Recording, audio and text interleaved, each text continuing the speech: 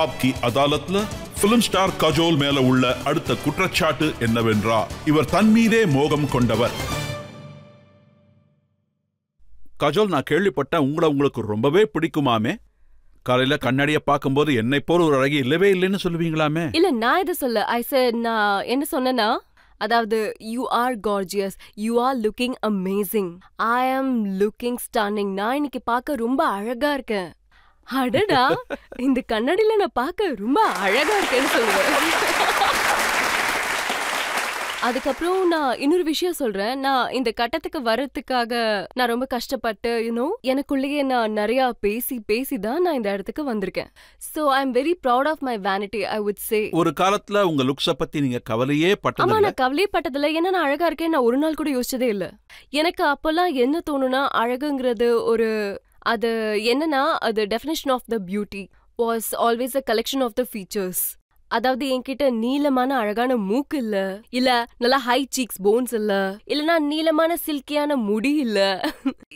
What is the definition? நார்மலான people இதுதான் பியூட்டின்னு சொல்லிருக்காங்க. நானும் அதை நம்பிட்டு இருந்தேன். எனக்கு எப்பவுமே தோணும், I am very cool, I am very attractive and I am very intelligent. ஆனா முடி வேற அந்த பக்கம் இந்த பக்கம் ஆடுது. முடி அந்த பக்கம் இந்த பக்கம் ஆடுது, துணி வழுக்கிட்டே போகுது. எங்க அம்மா சின்ன வயசுல சொல்லிட்டே இருப்பாங்க, ஏமா உன் கண்ணுல முள்ள இருக்குன்னு நினைக்கிறேன், ஒரு துணி ஒழுங்கா இருக்கிறது இல்லன்னா அது கிழிஞ்சிரும்.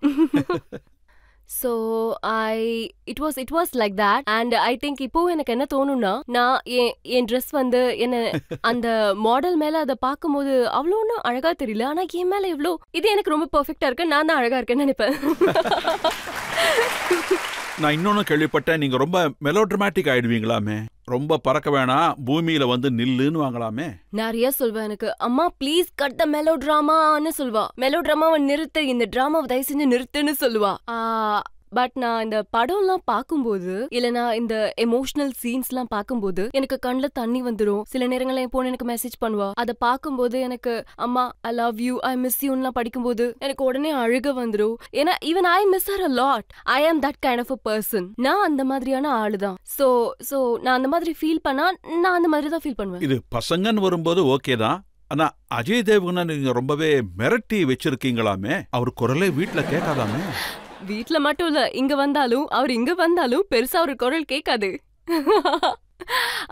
ஐ think Ajay is more of a strong silent type. இப்படிலாம் சொல்லுவாங்கல்ல, tall dark and handsome but silent. So அவர் அந்த மாதிரியான ஆளுதான். அவர் அதிகமா பேசவே மாட்டாரு, அமைதியா இருந்துட்டு எல்லா வேலையும் செஞ்சு முடிச்சிருவாரு. எங்களோட ரிலேஷன்ஷிப்பும் அந்த மாதிரிதான். முதல் தடவை நீங்க அவரை பார்த்தப்ப சிடுமூஞ்சின்னு சொன்னீங்களாமே. பயங்கர சிடுமூஞ்சியா இருந்தாரு. ஒரு மூலையில உட்காந்துக்கிட்டு ஒரு மனுஷன் யார்கிட்டயும் பேசாம சைலண்டா ஒரு மூலையில உட்காந்துக்கிட்டு காஃபி குடிச்சிட்டு எல்லாரையும் முறைச்சு பார்த்துட்டு ஐம் லைக் இட்ஸ் ரொம்ப வித்தியாசமா இருக்கும்ல. வேலை பாக்குற இடத்துல ஒரு மனுஷன் hello good morning hi hello everyone hi இந்த மாதிரி எல்லாரும் இருந்தா, இவரு ஒரு மூலையில சிடுமூஞ்சி மாதிரி அமைதியாவே உட்கார்ந்துட்டு இருக்காரு. It's strange, it's weird. So அவ்வளவு வியர்டா ஸ்ட்ரேஞ்சா இருந்தவர் கூட உங்களுக்கு எப்படி ஒரு ஃப்ரெண்ட்ஷிப் ஆரம்பிச்சது? ஒரு ஃப்ரெண்ட்ஷிப் ஆச்சு, ஹாய் ஹலோல இருந்து ஆரம்பிச்சது. ஹேண்ட் ஷேக் பண்ணோம், அதுக்கப்புறம் நாங்க பேச ஆரம்பிச்சோம். அண்ட் தென் ஐ ரியலைஸ்ட் இன்டெலிஜென்ட்டா இருக்காரு, அதனால குவைட்டா இருக்காருன்னு. அப்புறம் and then of course அங்க இருந்தா நாங்க ஃப்ரெண்ட்ஸ் ஆக ஆரம்பிச்சோம். and அதுக்கப்புறம் ஏதாவது டயலாக் எக்ஸ்சேஞ்சஸ் நடந்ததா? டயலாக்ஸ் எக்ஸ்சேஞ்ச்லாம் ஆகல, ஹாய் ஹலோல தான் ஆரம்பிச்சது. பட் ஹி இஸ் நீங்க அஜயை சந்திச்சிருந்தா ஐ திங்க் நீங்க அவரோட இன்டர்வியூஸ்லாம் பார்த்திருந்தீங்கன்னா அவரோட பேசுற விதமே வித்தியாசமா இருக்கும். சாமியார் மாதிரி பேசுவார். பிகாஸ் சம்டைம்ஸ் நம்மளுக்கு தோணும்ல, பார்க்க எப்படி இருப்பாருன்னா நாம போய் அவர்கிட்ட நம்மளோட ப்ராப்ளம்ஸை சொல்லணும், அவர் நம்மளுக்கு இன்டெலிஜென்ட்டான ஒரு மைண்ட் ப்ளோயிங் பதில கொடுப்பாரு. அப்போ ஐ திங்க் இந்த மாதிரி தான் ஏதோ ஒன்று நடந்துச்சு. I think he was in relationship அப்போ. அப்புறம் நானும் அப்போ ஏதோ ஒரு ரிலேஷன்ஷிப்ல இருந்தேன். நான் போய் என்னோட கஷ்டங்களை அவர்கிட்ட சொல்லிட்டு இருப்பேன், அவரோட கஷ்டங்களை என்கிட்ட சொல்லிட்டு இருப்பாரு. And we started from there and அப்புறம் we got into the relationship. So அந்த ரிலேஷன்ஷிப் ஆரம்பிச்சதுக்கு அப்புறம் நீங்க சைலண்டா கல்யாணத்தை முடிச்சிட்டீங்க. நிறைய பேரை இன்வைட் பண்ணவே இல்ல? ஆமா, நாங்க யாருமே கூப்பிடல, பெருசா யாருமே கூப்பிடல. ஆக்சுவலி ஐ திங்க் அவரோட 5-6 ரிலேட்டிவ்ஸ் இருந்தாங்க, அதுக்கப்புறம் என்னோட ரிலேட்டிவ்ஸ் கொஞ்சம் இருந்தாங்க. And that was it. அதுக்கப்புறம் டெக்கரேட்டர்ஸ் மட்டும்தான் இருந்தாங்க. அப்புறம் என்னோட 2-3 ஃப்ரெண்ட்ஸ் வந்திருந்தாங்க.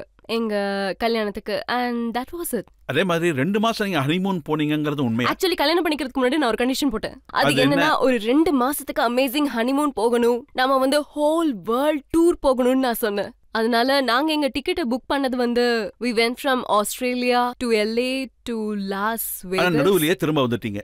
ஆமா, திரும்ப வந்துட்டோம். ஏன்னா அது வந்து அது என்ன மக்களுக்கு சொல்லிடுங்களேன். நடுவுலயே நாங்க திரும்பி வந்துட்டோம். அப்ப நாங்க கிரீஸ்ல இருந்தோம். சோ அப்பவே 40 நாள் முடிஞ்சிருச்சு. So by that time I think அவர் அப்பவே ஒரு வழி ஆயிட்டாரு. சோ ஹி said ஒரு நாள் காலையில எழுந்திருச்சு எனக்கு காய்ச்சல் வந்துருச்சு. நான் உடனே ஐயோ காய்ச்சல் வந்துருச்சா, I'll give you medicine or something or I'll go find the ஏன்னா நாங்க அப்போ கிரீஸ்ல இருந்தோம். அப்போ எனக்கு அப்போ மெடிக்கல் எங்க போகணும், என்ன செய்யணும், how will I find the medicine or something or whatever, I'll just go and check Crozin or whatever.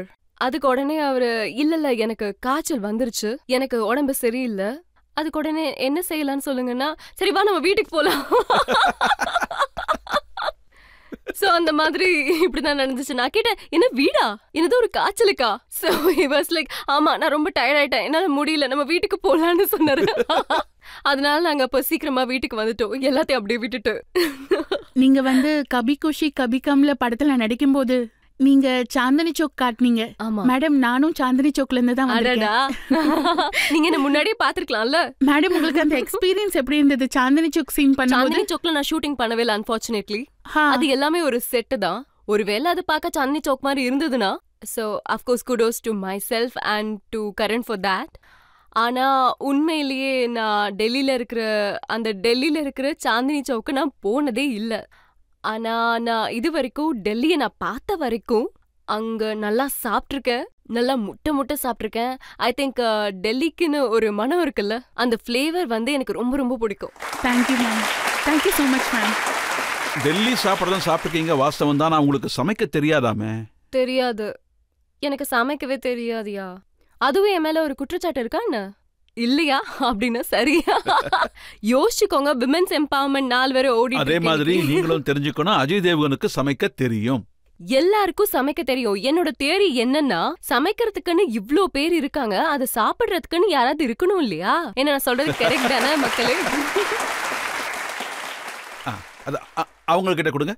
உங்களோட ஃபேவரட் பாலிவுட் ஆக்ட்ரஸ் யாரு? யூசுவலி மீடியாஸ்ல ரூமர்ஸ் இருக்கும், அதாவது ஃபீமேல் ஆக்ட்ரஸ் வந்து எப்பவுமே பெஸ்ட் ஃப்ரெண்ட்ஸா இருக்க மாட்டாங்க. சோ அதனால உங்களுக்கு பிடிச்ச ஃபீமேல் ஆக்ட்ரஸ் யாரு? உங்க ஃப்ரெண்ட்? நான் சொல்லிடுறேன், நான் வந்து ரொம்ப சோஷியலைஸ்லாம் பண்ணவே மாட்டேன், யார் கூடவும் இல்ல. I think to be friends you have to இப்போ பார்ட்டிக்கு எல்லாம் போனீங்கன்னா those kind of friends. I am not friends with anybody in the cine industry. நான் யாருக்குமே ஃப்ரெண்டு கிடையாது இந்த ஃபிலிம் இண்டஸ்ட்ரியில. ஆனா there are lots of people there definitely I would respect and like in the film industry. இப்ப வந்திருக்கிற new generation, I met most of them. I met Vidya. I like her very much. I think she is ரொம்ப ரொம்ப ரொம்ப நல்லவங்க, ரொம்ப நல்லா comedy பண்றாங்க. 2-3 வாட்டி ரொம்ப ஸ்வீட்டா என்ன போட்டோ கூட எடுத்து கொடுத்தாங்க. So I think she is lovely. I think there are lots of people honestly that I know and I like. I met Jacqueline. She is also very very nice. I met and எனக்கு 2-3 பேர் எடுத்து கொடுங்களேன், நான் சொல்றேன். Madam Yeah, I met Alia. நான் ஆலியாவை of course student of the year setல நான் பார்த்திருக்கேன். But I have not really interacted with her. அவங்களோட அதிகமா இன்டராக்ஷன் நடந்ததே இல்ல.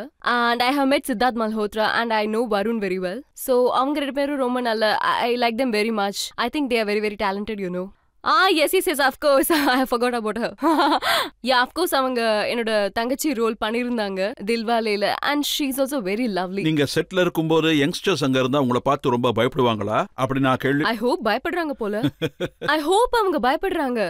And I hope என்னோட ஆரால அதாவது கொஞ்சம் இந்த மாதிரி இருக்கணும்ல, கிக்காஸ் ஆட்டிட்யூட் இருக்கணும்ல.